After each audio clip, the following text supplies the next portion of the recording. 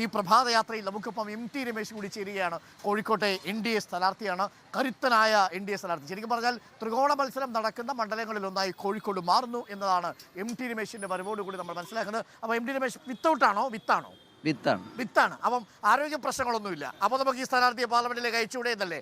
ആരോഗ്യ പ്രശ്നം മാത്രമല്ല, രാഷ്ട്രീയമായും കാര്യങ്ങൾക്ക് നല്ല വ്യക്തതയുള്ള മനുഷ്യനാണ്. നമുക്ക് ചായ കുടിക്കാം. ഓക്കെ, അപ്പോൾ വിത്ത് ഒരു ചായ ഇവിടെ വെച്ചോളൂ. ചൂടുണ്ടാവും. ഈ ചായ പോലെ തന്നെ ചൂടേറിയതാണോ ഇത്തവണത്തെ തെരഞ്ഞെടുപ്പും? പിന്നെ തീർച്ചയായിട്ടും. ഒന്ന് അന്തരീക്ഷത്തിന്റെ ചൂടുണ്ട്, രണ്ടാമത് രാഷ്ട്രീയത്തിന്റെ ചൂടുണ്ട്. രണ്ടു ചൂടും കൂടി തിളച്ചു മറിയുക. ഇതൊക്കെ ശരിക്കും MD എൻജോയ് ചെയ്യുന്നുണ്ടോ? പ്രത്യേകിച്ച് ഈ ചൂട് എൻജോയ് ചെയ്യാൻ വലിയ ബുദ്ധിമുട്ടാണ്. പക്ഷെ അതിനും കൂടി തെരഞ്ഞെടുപ്പ് ചൂടും കൂടി ആകുമ്പോൾ അല്ല, എൻജോയ്. കാരണം ഞാൻ ആദ്യമായിട്ട് മത്സരിക്കുന്നത്. നമുക്ക് ഓരോ തെരഞ്ഞെടുപ്പും ഓരോ അനുഭവങ്ങളും പാഠങ്ങളാണ്. ഞാനിത് 5ാമത്തെ മത്സരമാണ് എൻ്റെ.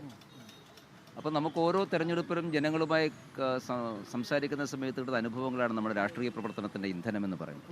അപ്പോൾ അതുകൊണ്ട് അത് ആസ്വദിക്കും. ചൂടുണ്ട് എന്നുള്ളത് ശരിയാണ്, പക്ഷെ ചൂട് കൊണ്ട് നമ്മൾ ഒട്ടും പുറകോട്ട് പോവില്ല, മുമ്പോട്ട് തന്നെയാണ്. കോഴിക്കോടുകാരനായതുകൊണ്ട് തന്നെ ഈ അലുവകളൊക്കെ ഈ ബാക്കിലിരിക്കുന്നത് പ്രേക്ഷകർക്ക് ഇപ്പോൾ കാണാൻ പറ്റുന്നുണ്ട്. ഞാനിങ്ങനെ തപ്പുമായിരുന്നു, നിങ്ങളുടെ നിറത്തിലുള്ള അലുവ ഇവിടെ കാണുന്നില്ലല്ലോ. ഇല്ല, എൻ്റെ നിറത്തിൽ ചുവപ്പുണ്ട്, എൻ്റെ നിറത്തിൽ അലുവ. പക്ഷേ എനിക്ക് തോന്നുന്നു ഏറ്റവും നല്ല അലുവ കറുത്ത നിറത്തിലുള്ള കറുത്ത അലുവയാണ്. ഏറ്റവും സ്വീറ്റും ഏറ്റവും ടേസ്റ്റും കറുത്ത. നമുക്ക് പറയാം, കറുപ്പാണ് സുന്ദരം. അങ്ങനെയും പറയാം. അല്ലെങ്കിൽ കറുപ്പാണ് സുന്ദരം.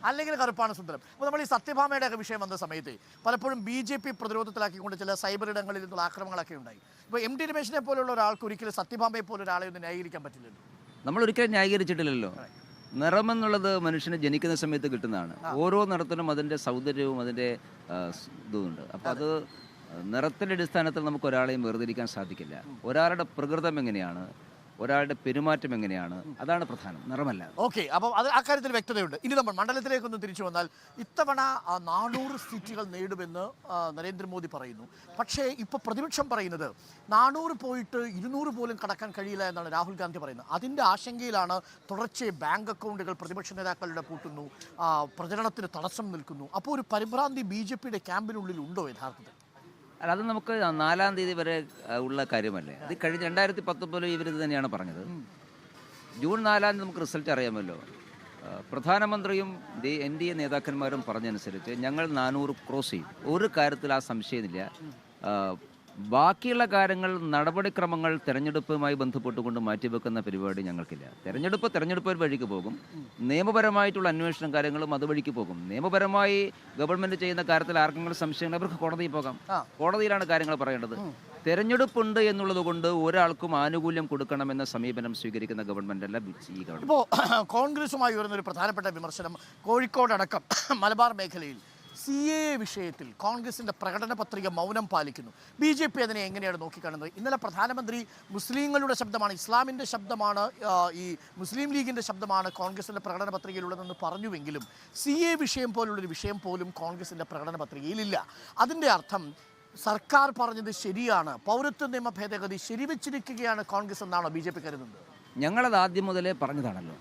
കാരണം കോൺഗ്രസും CPM ഉൾപ്പെടെയുള്ള പാർട്ടികൾ ആദ്യം ഉണ്ടാക്കിയെടുത്തൊരു നെറേറ്റീവ്, ഈ നിയമം വരുന്ന സമയത്ത് നമ്മുടെ രാജ്യത്തിലെ പൗരന്മാർക്ക് മതത്തിൻ്റെ അടിസ്ഥാനത്തിൽ പൗരത്വം നഷ്ടപ്പെടുമെന്നാണ്. ഞങ്ങൾ അന്നേ പറഞ്ഞു ഈ രാജ്യത്തിലെ പൗരന്മാരെ ബാധിക്കുന്ന വിഷയമേ അല്ല. ഇപ്പം നിയമം നടപ്പിലാക്കി, അപേക്ഷ ക്ഷണിച്ചു. അപ്പോൾ ആളുകൾക്ക് ബോധ്യമാണ്. ഇനി എന്തു പറയും? ഈ രാജ്യത്തിലെ പൗരന്മാർക്ക് ബാധകമാകുമെന്ന് പറഞ്ഞാൽ ആരെങ്കിലും വിശ്വസിക്കുമോ? അപ്പോൾ ബെറ്റർ മൗനം പാലിക്കുകയാണ്. അത് ഒരു ഭാഗത്ത് ആളുകളെ തമ്മിലടിപ്പിക്കാൻ വേണ്ടിയിട്ട് ഈ പ്രചരണം നടത്തുകയും, മറുഭാഗത്ത് പ്രകടന പത്രികയിലേക്ക് കാര്യം വരുമ്പോൾ ഉത്തരേന്ത്യയിലെ ജനങ്ങൾക്ക് മുമ്പാകെ ഉത്തരം പറയേണ്ടി വരും. കാരണം ഇതിൻ്റെ ഗുണം വളരെ ചുരുങ്ങിയ ഒരു 10,000-15,000 വരുന്ന ആളുകൾക്കാണ് ഇതിൻ്റെ ഗുണമുള്ളത്. അത് നേരത്തെ കോൺഗ്രസ് ആവശ്യപ്പെട്ടിട്ടുള്ളതാണ്. അപ്പോൾ ഈ വിഷയത്തിൽ ഇനിയും ഒരു പ്രകടന പത്രികയിൽ എതിർപ്പ് പറഞ്ഞു കഴിഞ്ഞാൽ സ്വാഭാവികമായിട്ടും അവരുടെ ചോദ്യത്തിന് കോൺഗ്രസ് ഉത്തരം പറയേണ്ടി വരും. അതുകൊണ്ടാണ് മൗനം അവലംബിക്കുന്നത്. അതായത് പൗരത്വ നിയമ ഭേദഗതിയെ അനുകൂലിക്കുന്നു കോൺഗ്രസ് എന്നതാണ് താങ്കൾ മനസ്സിലാക്കുന്നത് ഇപ്പോൾ? അല്ല, അത് അവരാണ് വ്യക്തമാക്കേണ്ടത്. പ്രകടന പത്രികയിൽ ഇല്ലാത്തത്, പ്രകടന പത്രികയിൽ മൗനം അവലംബിച്ചു എന്ന് പറഞ്ഞാൽ സർക്കാരിൻ്റെ ഈ പൗരത്വ നിയമ ഭേദഗതിയിൽ കോൺഗ്രസിന് അഭിപ്രായ വ്യത്യാസമില്ല എന്നാണ്. അല്ല, സാമാന്യ ബുദ്ധിയുള്ള ഒരാളുടെ ചോദ്യത്തിന് കോൺഗ്രസിന് ഉത്തരം പറയാൻ സാധിക്കില്ല. എന്തിന് നിങ്ങൾ ഈ നിയമത്തെ എതിർക്കുന്നു എന്ന ഒരു സിംഗിൾ പോയിന്റ് ക്വസ്റ്റ്യന് കോൺഗ്രസിനെ പോലുള്ള പാർട്ടി, കോൺഗ്രസ് ഒരു പ്രാദേശിക പാർട്ടിയല്ലല്ലോ. കോൺഗ്രസ് തോറ്റാലും സീറ്റ് കുറഞ്ഞാലും കോൺഗ്രസ് ഇപ്പോഴും ഒരു പാൻ ഇന്ത്യ പാർട്ടിയാണ്. അങ്ങനെയുള്ളൊരു പാർട്ടിക്ക് ജനങ്ങളോട് ഉത്തരം, CPM ആരോട് ഉത്തരം പറയേണ്ടതില്ല. അവർക്ക് ആർക്കോ എന്തും പറയാം.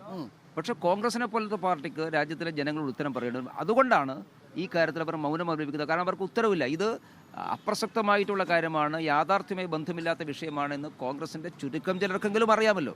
രാഹുൽ ഗാന്ധിക്ക് അറിയില്ല എങ്കിലും ചുരുക്കം ചില കോൺഗ്രസ്സുകാർക്കെങ്കിലും, കോൺഗ്രസിന്റെ ചരിത്രമറിയുന്ന കുറച്ച് പേർക്കെങ്കിലും അറിയാം. അതായത് കോൺഗ്രസിന്റെ മൗനം സർക്കാർ പൗരത്വ വിഷയത്തിൽ എടുത്തിരിക്കുന്ന നിലപാട് ശരിയാണെന്നുള്ളതിന്റെ സാക്ഷ്യപ്പെടുത്തലാണ്. തീർച്ചയായിട്ടും ഈ മൗനം മറ്റെല്ലാവരും സ്വീകരിക്കേണ്ടി വരും. കാരണം ഞാൻ ഈ തെരഞ്ഞെടുപ്പ് പ്രചരണത്തിന്റെ ആദ്യഘട്ടത്തിൽ മുഖ്യമന്ത്രി പ്രസ്താവന നടത്തിയപ്പോഴും ഞാൻ ഈ കാര്യം സൂചിപ്പിച്ചിട്ടുള്ളതാണ്.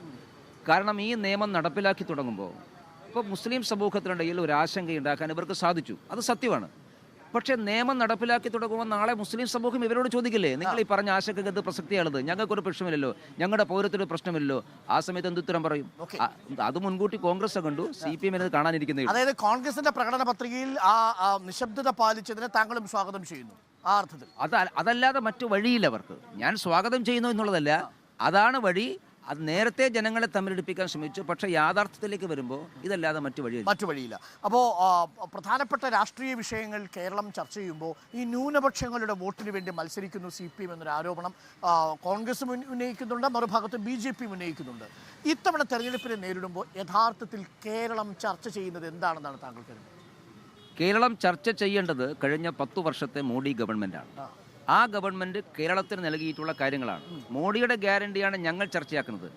ഞങ്ങളെവിടെയും ഈ ചെറിയ ചെറിയ വിഷയങ്ങൾ അല്ലെങ്കിൽ ആളുകളുടെ വളരെ സോഫ്റ്റ് കോർണറായിട്ടുള്ള ഫീലിങ്സിനെ ബാധിക്കുന്ന വിഷയങ്ങൾ ഞങ്ങളിവിടെയും ചർച്ച ചെയ്യുന്നില്ല.